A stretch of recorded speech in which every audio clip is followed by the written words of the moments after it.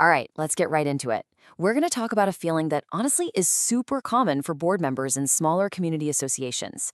It's that sense that you're just, well, not a top priority for your management company. Today, we're going to break down exactly why that happens and what a totally different approach can look like. So let me just ask you this straight up. If you're on your community's board and you're a volunteer, right? Have you ever felt like you're kind of fighting for attention? Like your calls take just a little too long to be returned, or your issues seem to be one on a very, very long to-do list? Yeah, you are definitely not alone in feeling that way. And this, right here, is the core idea we're digging into today. It's a simple thought, but it's so powerful. A community size should never, ever dictate the quality of service it gets. This is pretty much the guiding star for our whole conversation. That feeling of being overlooked, it usually leads to one specific sensation, right? The feeling that you're just a number in some huge portfolio. So let's unpack why that happens. What's really fascinating is the root cause here. Most community association management companies are built on a business model that's all about one thing: volume. It's about managing dozens, sometimes even hundreds of communities per manager just to make the numbers work. And when you have a model based on volume, you get some very predictable side effects. I bet some of these sound familiar. You start seeing slower response times, a lot of reactive firefighting style management, and almost no real strategic advice. It all adds up to that feeling that you have to compete for your manager's time because, let's be honest, they are just completely swamped.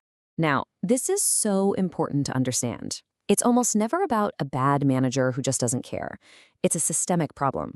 When a manager's portfolio is just way too big, real personal service is the first thing to go. It's a structural issue that's baked right into the business model itself. So let's actually put a name to this and break down the real mechanics of that volume-based approach versus something more human. Seeing the difference is everything. And this slide just lays it out so clearly. On one side, you've got the volume model, where a community basically becomes a line item on a spreadsheet. But on the other side, you have the relationship model. This one is all about intentionally keeping portfolios small so you can prioritize real personal attention. It's a totally different way of thinking about what success even means. Okay, so if that's the problem, what's the solution? Well, it's a complete flip of the script. It's a new approach that puts service way ahead of scale. Let's see what that actually looks like. It's just 3 little words, but wow, they change everything, don't they? This is the foundation for a completely different kind of management, one that actually focuses on smaller communities because they require and absolutely deserve a more dedicated, hands-on approach. And this philosophy isn't just talk, it turns into real, concrete actions. We're talking about direct communication, so you're not getting lost in some corporate phone tree. It's about proactive planning to stop problems before they even start, instead of just reacting to them. You'll notice each of these things is a direct answer to the frustrations we talked about earlier. But this goes even deeper than just a checklist of services, It's a mindset. It's a commitment to looking beyond just the data on a page. Think about it. What does your community really value? What's the unique personality of your neighborhood?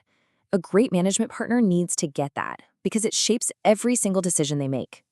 Sure, a violation letter is just data. But what's the story behind it?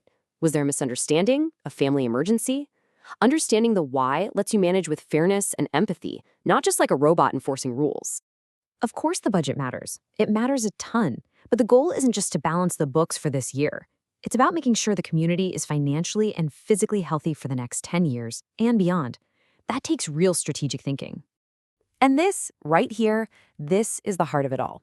At the end of the day, a community association is made up of people, your neighbors, your families. The second that a management company forgets that, trust just falls apart. So you could sum all of this up with a clear idea: principled management. It's all about finding that balance. You need structure and rules, of course, but you have to apply them with a human touch and with the understanding that whatever is worrying you and your neighbors is never, ever a small concern. Okay, let's wrap this up with the single most important message here. This is for every single board member and homeowner out there in a smaller association. This is it. This is the big takeaway. Your community matters. The time you volunteer, that matters. And you absolutely deserve a management partner who sees you, who hears you, and who treats your home with the priority it deserves. So I'm going to leave you with this question to chew on. After everything we've talked about, What would that switch from a volume-based system to one that's actually built on empathy and relationships? What would that look and feel like for your community? What would really change? It's a pretty powerful thing to think about.